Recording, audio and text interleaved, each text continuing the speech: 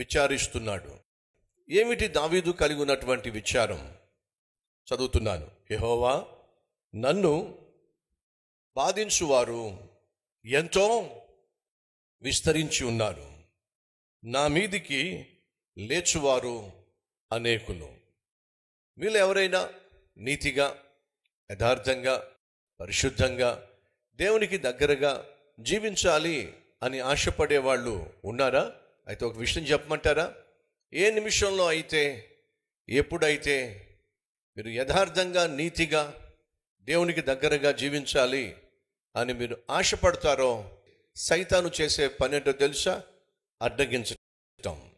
నీ ఆశను అడ్డుగంటి పాలు చేసే ప్రయత్నం చేయటం. పరిశుద్ధంగా జీవించాలని ఆశపడుతున్నావా? అయితే సైతాను లేనిపోని శోధనలు తీసుకొస్తాడు. నీతిగా జీవించాలని ఆశపడుతున్నావా? అయితే సైతాను లేనిపోని ఆశలు చూపిస్తాడు. దేవునికి దగ్గరగా జీవించాలని ఆశపడుతున్నావా? అయితే సైతాను ఏదో విధంగా నిన్ను దేవునికి దూరంగా తీసుకెళ్లే ప్రయత్నం చేస్తాడు.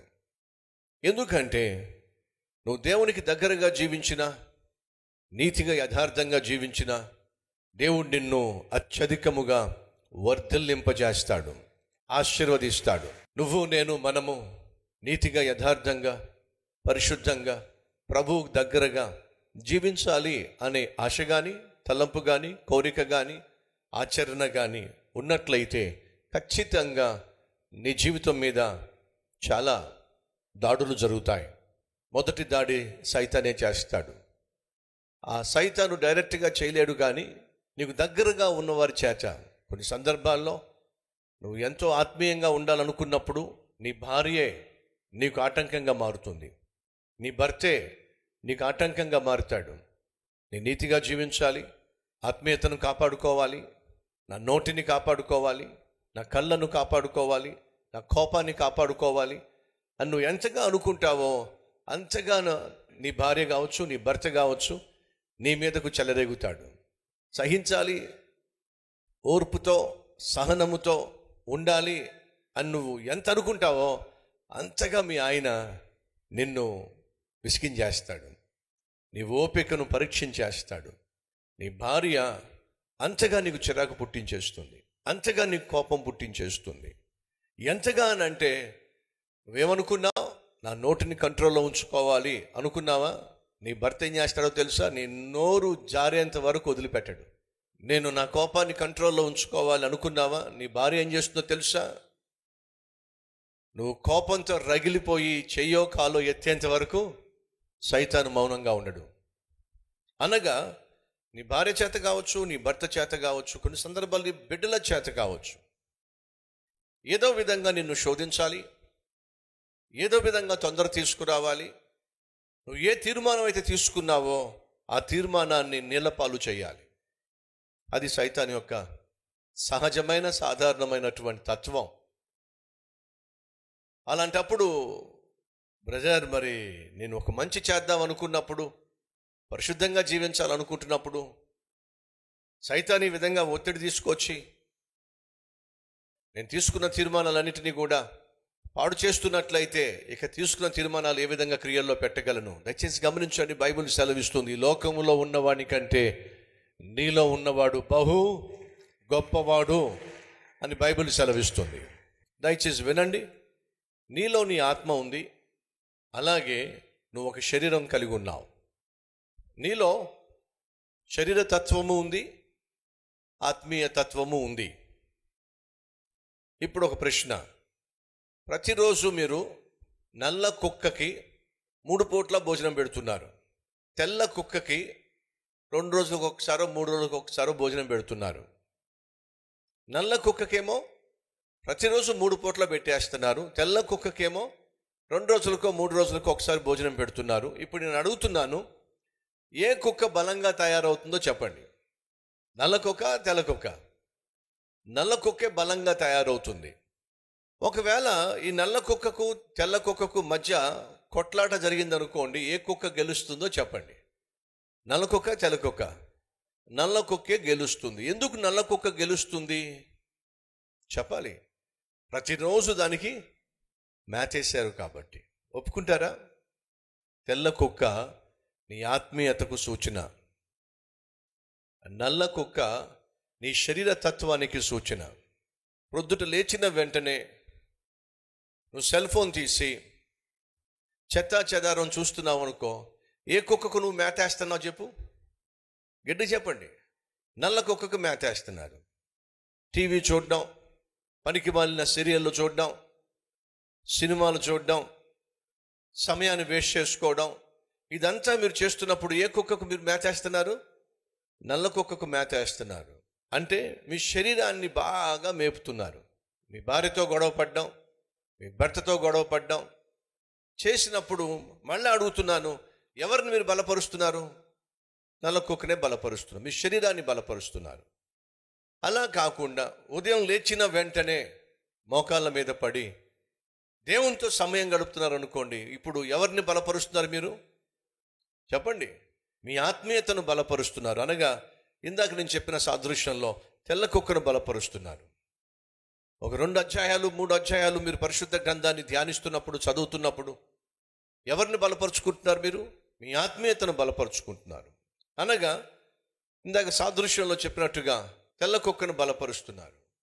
మీరు ప్రయాణం చేస్తున్నప్పటికీ, ఆటోలో ప్రయాణం చేస్తున్నా, బస్సులో ప్రయాణం చేస్తున్నా, బండి మీద ప్రయాణం చేస్తున్నా, చక్కని సందేశాన్ని మీరు ఇయర్ ఫోన్స్ పెట్టుకొని మీ సెల్ ఫోన్లో నుండి చక్కని పాటలు కానీ, చక్కని సందేశం కానీ మీరు వింటున్నారు అనుకోండి, ఎవరిని బలపరుస్తున్నారు మీరు?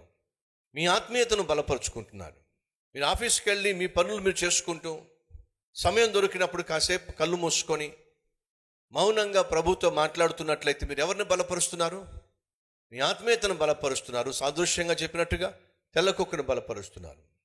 ఇంటికి వచ్చిన తర్వాత మీ ఇంటి పని, వంట పని చేసుకుంటున్నప్పుడు చక్కగా పాటలు వింటున్నావు, ఆత్మీయమైనటువంటి సాంగ్స్ వింటున్నావు, చక్కని సందేశాన్ని వింటున్నావు. మీరు ఒకవేళ మీ ఇంటి పని, మీ వంట పని చేసుకుంటున్నారు అనుకోండి, మీరు తెలియకుండానే ఎవరిని బలపరుస్తున్నారు? మీ ఆత్మీయతను బలపరుస్తున్నారు.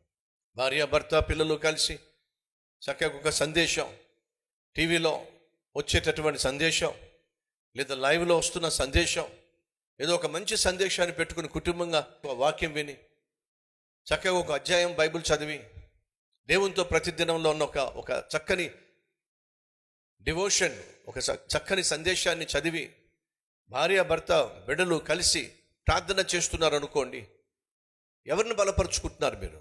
మీ ఆత్మీయ జీవితాన్ని బలపరుస్తున్నారు. ఇప్పుడు ప్రొద్దుట లేచినప్పటి నుంచి సాయంత్రం పడుకునేంత వరకు మీరు ఎవరిని బలపరుచుకుంటూ వెళ్తున్నారు? మీ ఆత్మీయతను, ఆత్మీయ జీవితాన్ని బలపరుచుకుంటూ వెళ్తున్నారు. ఎవరిని మాడగొడుతున్నారు? ఎవరిని మాడుస్తున్నారు చెప్పండి? మీ శరీరాన్ని మార్చేస్తున్నారు. అనగా శరీర సంబంధమైన జీవితాన్ని మార్చేస్తున్నారు. నల్ల కుక్కను మీరు మార్చేశారనుకోండి, తెల్ల కుక్కను మీరు బాగా మేపారనుకోండి, వీళ్ళిద్దరికీ కొట్లాటైంది అనుకోండి, ఇప్పుడు చెప్పండి ఎవరు గెలుస్తారు?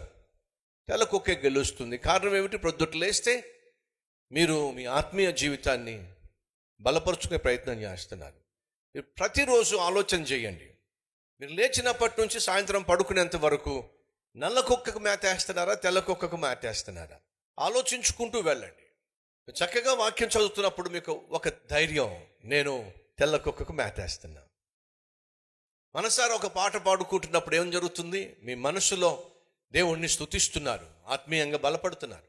భోజనమే కాదు, మధ్యలో మనం మజ్జిగ తాగొచ్చు, నిమ్మరసం తాగొచ్చు, మామిడి పండు తినొచ్చు, జామ పండు తినొచ్చు. ఇవన్నీ ఏం చేస్తాయి చెప్పండి? మీ శరీరాన్ని బలాన్ని ఇస్తున్నాయి. అలా ఒక చక్కని సాంగ్ విన్నారు, ఒక మంచి పాట పాడుకున్నారు,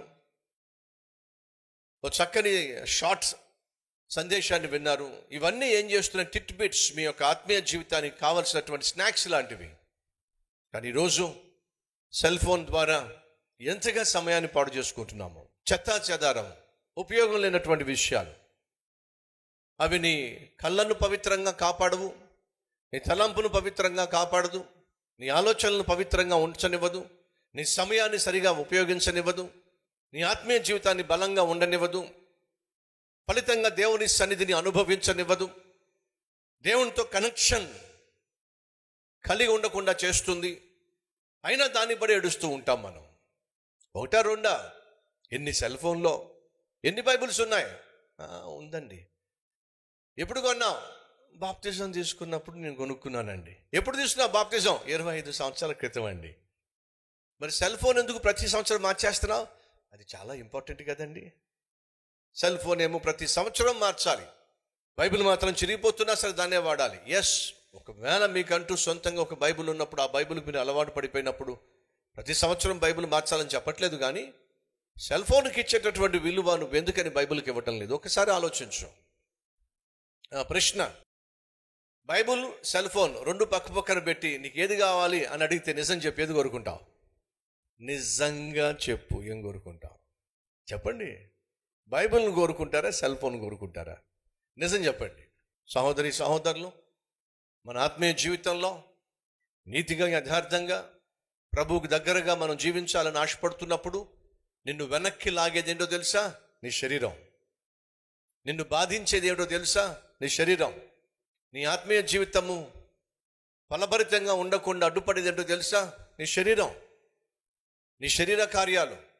అది కోపం కావచ్చు, ఆవేశం కావచ్చు, నోరు జారేతనం కావచ్చు, బూతు మాటలు కావచ్చు, నోటి నిండా అబద్ధాలు కావచ్చు, అపవిత్రమైన కళ్ళు కావచ్చు, చూపులు కావచ్చు, తలంపులు కావచ్చు, అక్రమముగా అన్యాయంగా సంపాదించేటటువంటి మనస్తత్వం కావచ్చు, సోమరితనం కావచ్చు, ఆవేశం కావచ్చు. ఇవన్నీ కూడా నీకు శత్రువులే, నీ ఆత్మీయ జీవితాన్ని పాడు చేసే శత్రువులు. ఆనాడు దావీదు ఒక సమస్య గుండా వెళుతున్నాడు. ఏమిటంటే తనకు శత్రువులు పెరిగిపోయారు, ఆ శత్రువులు బహుగా బాధిస్తున్నారు. అంటున్నాడు ఏమని? నన్ను బాధించువారు ఎంతో విస్తరించి ఉన్నారు, నా మీదికి వారు లేచువారు అనేకులు. నన్ను బాధించేవాళ్ళు, నెమ్మది లేకుండా చేసేవాళ్ళు, ప్రశాంతత లేకుండా చేసేవాళ్ళు, నిద్ర పట్టకుండా చేసేవాళ్ళు చాలామంది ఉన్నారు. ఎటు నుంచి, ఏ వైపు నుంచి, ఏ కోణంలో, ఏ విధంగా వచ్చి అమాంతంగా నా మీద దాడి చేస్తారో భయము. ఈరోజు మనలో ఎవరైనా భయపడుతున్నారా? ఆఫీసులో ఒక శత్రువు దాపరించాడు, పనిచేస్తున్న చోట ఒక శత్రువు తయారయ్యాడు. పొద్దస్తమాను బాధ పెడుతూనే ఉంటాడు, గాయపరుస్తూనే ఉంటుంది, ప్రశాంతంగా ఉద్యోగం చేయనివ్వదు, ప్రశాంతంగా పని చేసుకోనివ్వడు. బంధువులు ఒకడున్నాడు, బంధువులు ఒకతుంది, అస్తమాను ఫోన్ చేసి విసిగించేస్తున్నాడు. ఎవరు ఈరోజు నిన్ను బాధిస్తుంది?